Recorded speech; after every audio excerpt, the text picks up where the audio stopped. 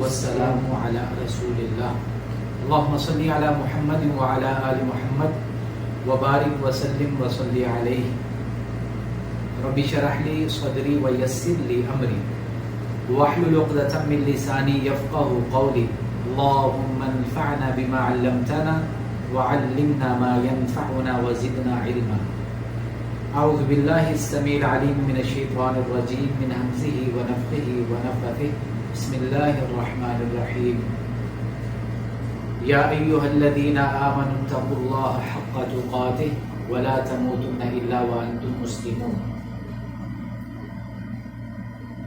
آج کے درس میں کچھ گزارشات آپ کے سامنے رکھنا چاہوں گا تقوی کے حوالے سے. سب سے پہلے تقوی کہتے کس کو؟ تقوی کا معنی کیا ہے؟ تقوی کا لغوی معنی ہے بچنا، پرہیز کرنا، دور رہنا، اجتناب کرنا. اور شرعی لحاظ سے تقوی کہتے ہیں. حضرت عمر رضی اللہ تعالیٰ عنہ سے پوچھا گیا کہ تقوی کس چیز کا نام ہے، تقوی کا معنی کیا ہے؟ حضرت عمر رضی اللہ تعالیٰ عنہ نے فرمایا، سوال کرنے والے سے پوچھا کہ جب تمہارا گزر ایسے راستے سے ہو کہ جس راستے میں کانٹے زیادہ ہوں، جھاڑیاں ہوں، تو تم کیسے گزرتے ہو؟ فرمایا اپنے کپڑوں کو سمیٹ کر بچتے ہوئے. فرمایا اس چیز کا نام ہے تقوی. اور ابن رجب رحمہ اللہ فرماتے ہیں کہ تقوی نام ہے اس چیز کا کہ انسان اللہ کی فرما برداری کے ساتھ زندگی گزارے، اللہ کی بغاوت اور اللہ کی نافرمانی سے بچتا رہے، اور ہر وہ چیز جو انسان اور اللہ کے غیظ و غضب، اللہ کے غصے، اللہ کے عذاب اور اللہ کی نافرمانی اور ناراضگی کے درمیان رکاوٹ بن جائے، دیوار بن جائے، حائل ہو جائے، اس چیز کو کہتے ہیں تقوی. کہ جو چیز انسان کو اللہ کی بغاوت سے روکے، اللہ کی نافرمانی سے روکے اور اللہ کے غصے سے بچانے کا سبب بن جائے، اس چیز کو کہتے ہیں تقوی.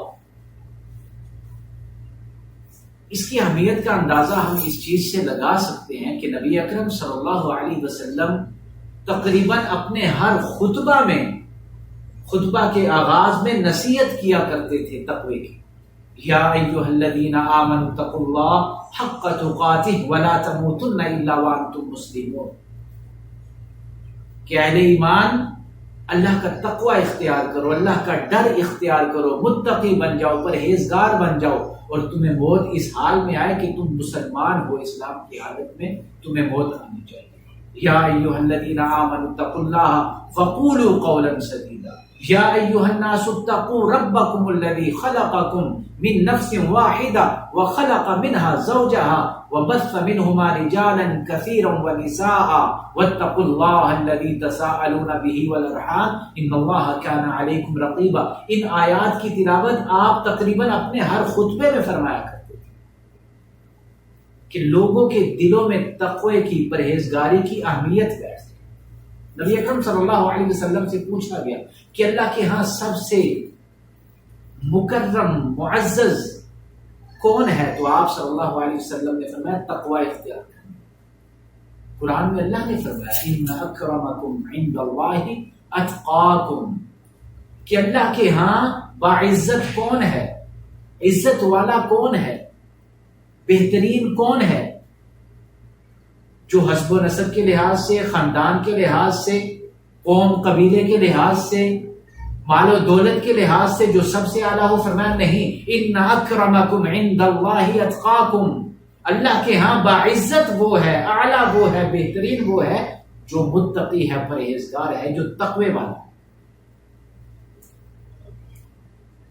حدیث مبارکہ جو گزشتہ درس میں آپ کے سامنے بیان کی تھی، اس میں نبی اکرم صلی اللہ علیہ وسلم نے یہی فرمایا تھا اتق اللہ حیثما کنت. جہاں کہیں بھی ہو اللہ سے ڈرتے رہو، ہر حال میں اللہ سے ڈرتے رہو. اور اللہ رب ذوالجلال نے قرآن مجید میں فرمایا وَمَن يَتَّقِ اللَّهَ يَجْعَل لَّهُ مَخْرَجًا وَيَرْزُقْهُ مِنْ حَيْثُ لَا يَحْتَسِبُ. جو انسان متقی بن جائے، پرہیزگار بن جائے، یجعل لہ مخرجا، اللہ رب الجلال تنگیوں سے، پریشانیوں سے، مصیبتوں سے نکلنے کا اس کے لیے راستہ پیدا کر دیتا ہے۔ اللہ غیبی مدد فرماتا ہے اس کے تقوی کے سبب۔ وَيَرْزُقْهُ مِنْ حَيْثُ لَا يَحْتَسِبُ، آج ہر بندہ مفلسی کا شکار ہے، تنگی کا شکار ہے، پوری نہیں پڑتی، اخراجات پورے نہیں ہوتے، یہ پریشانی ہے، وہ پریشانی ہے۔ فرمایا اللہ رزق وہاں سے عطا کرے گا جہاں سے اس نے کبھی سوچا نہیں ہوگا، اس کے وہم و گمان میں نہیں ہوگا، اللہ وہ چیزیں اس کو عطا کرے گا۔ اب رزق یاد رکھیے، رزق فقط یہ کھانا پینا، یہ مال و دولت نہیں ہوتا، اولاد بھی ایک بہت بڑا رزق ہے، اللہ کی بہت بڑی عطا ہے، بہت بڑی نعمت ہے۔ اللہ ہر لحاظ سے مدد کرے گا، کافی ہو جائے گا۔ وَيَرْزُقْهُ مِنْ حَيْثُ لَا يَحْتَسِبُ، کہ جہاں سے اس کے وہم و گمان میں بھی نہیں ہوگا کہ اس طرف سے بھی میری مدد ہو سکتی ہے۔ اللہ اکبر۔ حضرت عمر رضی اللہ تعالیٰ عنہ رات کو گشت کر رہے تھے کہ کسی کو کوئی پریشانی تو نہیں، کوئی تنگی میں تو نہیں، میری رعایا کیسے اپنے لیل و نہار گزارتی ہے، ان لوگوں کو فکر ہوتی تھی اس چیز کی۔ ایک دروازے کے باہر سے گزرے تو گھر کے اندر سے آواز آئی کہ ماں نے اپنی بیٹی سے کہا کہ تھوڑا سا پانی بھی دودھ میں ملا دو۔ بیٹی کہنے لگی ماں جی امیر المؤمنین نے منع کیا ہے، اس چیز سے منع فرمایا، لہذا میں ایسا نہیں کر سکتی۔ ماں نے کہا امیر المؤمنین نے منع کیا ہے، ابھی کون سا وہ دیکھ رہے ہیں؟ بچی نے کہا اماں جی امیر المؤمنین نہیں دیکھ رہے لیکن عرش والا تو دیکھ رہا ہے۔ اس کے دل میں اللہ کا ڈر تھا، تقوی تھا، خوف تھا۔ فرمایا اللہ تو دیکھ رہا ہے، وہ نہیں دیکھ رہے۔ حضرت عمر رضی اللہ تعالیٰ عنہ کو اس کی یہ بات بڑی اچھی لگی، واپس چلے گئے۔ صبح ہوئی، اس کے گھر آئے اور آ کے کہا اس کی ماں سے کہ اپنے بیٹے کے لیے تیری بچی کا رشتہ لینے کے لیے آئے۔ اللہ اکبر۔ اللہ نے کیسا راستہ کھولا کہ وقت کا امیر، امیر المؤمنین حضرت عمر رضی اللہ تعالیٰ اس کے اس ایک عمل کی وجہ سے اپنے بچے کا رشتہ مانگنے کے لیے آئے۔ وَيَرْزُقْهُ مِنْ حَيْثُ لَا يَحْتَسِبُ۔ اور ایک اور مقام پر اللہ رب الجلال نے فرمایا إِن تَتَّقُوا اللَّهَ يَجْعَلْ لَكُمْ فُرْقَانًا وَيُكَفِّرْ عَنْكُمْ سَيِّئَاتِكُمْ وَيَغْفِرْ لَكُمْ وَاللَّهُ ذُو الْفَضْلِ الْعَظِيمِ۔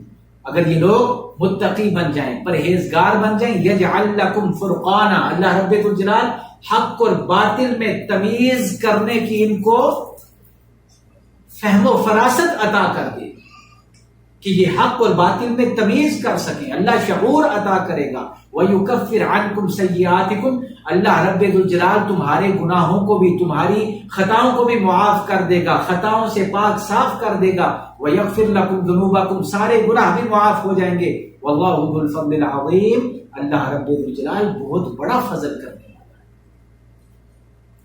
ان ساری چیزوں سے یہ پتہ چلتا ہے کہ اللہ کے ہاں تقوی کی بڑی اہمیت ہے، بڑی فضیلت ہے کہ انسان متقی اور پرہیزگار بن کے زندگی گزارے۔ ایک مقام پہ اللہ رب الجلال نے بیان فرمایا کہ یہ بستی والے اگر متقی بن جائیں، پرہیزگار بن جائیں، تو ہم ان کے لیے زمین و آسمان سے برکتوں کے دروازوں کو کھول دیں گے۔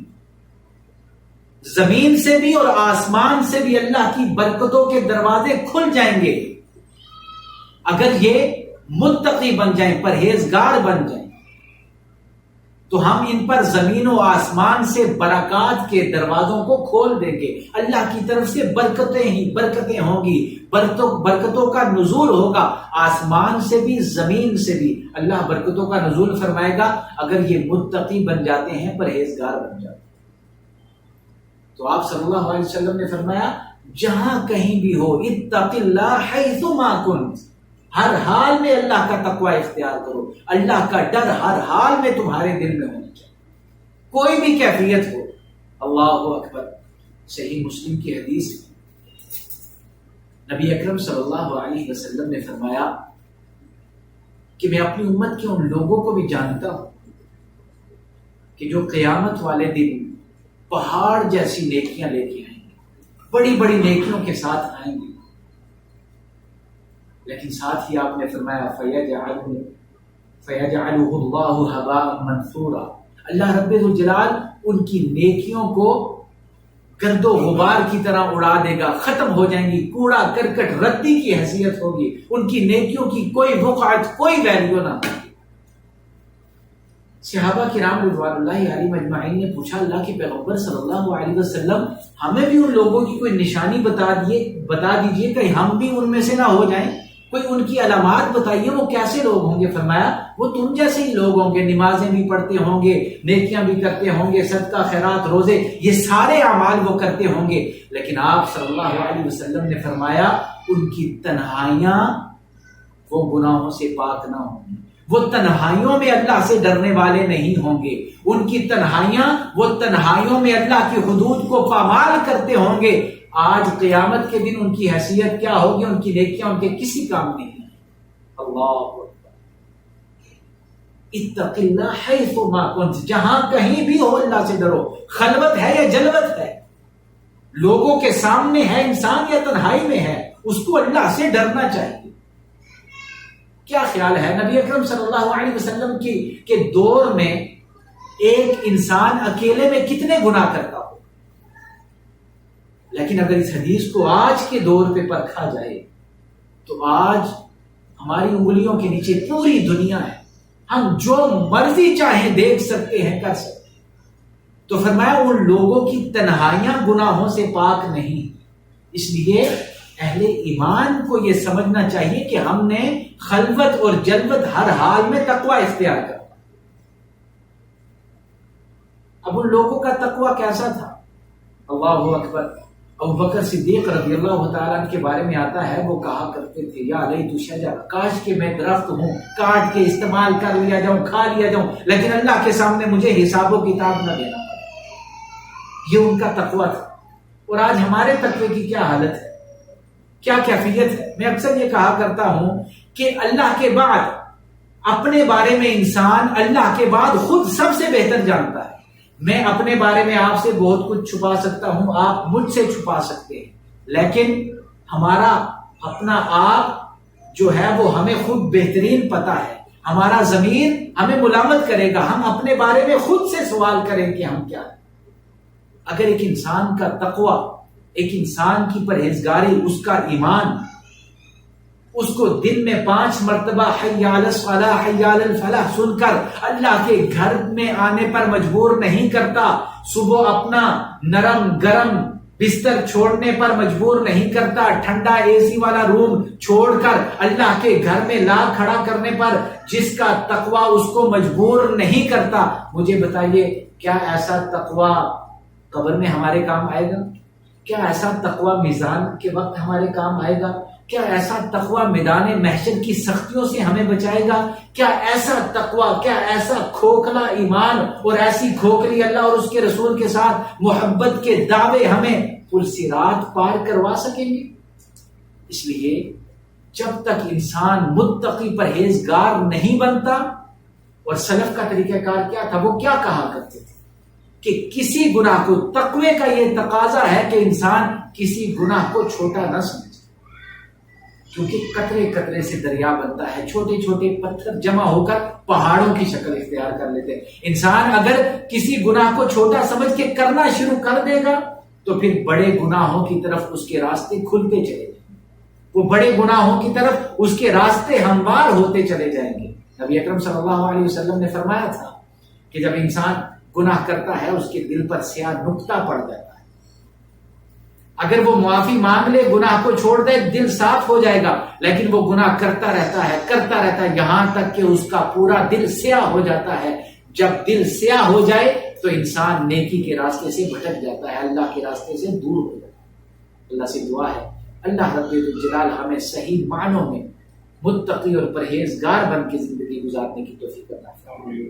اور متقی اور پرہیزگار بننے کا مطلب یہ ہرگز نہیں کہ انسان بس بالکل گناہوں سے پاک صاف ہو جائے اور وہ یہ سمجھے کہ بس انسان کی زندگی میں کوئی گناہ ہو ہی نہیں سکتا، ایسا بالکل نہیں۔ اللہ نے فرمایا فاتقوا اللہ ما استطعتم، جتنی تمہاری طاقت ہے اتنا گناہوں سے بچنے کی کوشش کرو۔ گناہ ہو جاتا ہے تو انسان اللہ سے معافی مانگے، یہ بھی تقوی کی علامت ہے۔ ورنہ کتنے لوگ ایسے ہیں کہ جو گناہ کرتے ہیں ان کو فکر ہی نہیں ہوتی، کبھی توبہ کرتے ہی نہیں، کبھی شرمندہ ہوتے ہی نہیں۔ اللہ سے دعا ہے اللہ عمل کی توفیق عطا فرمائے۔ اقول قولی ھذا استغفر اللہ لی ولکم ولسائر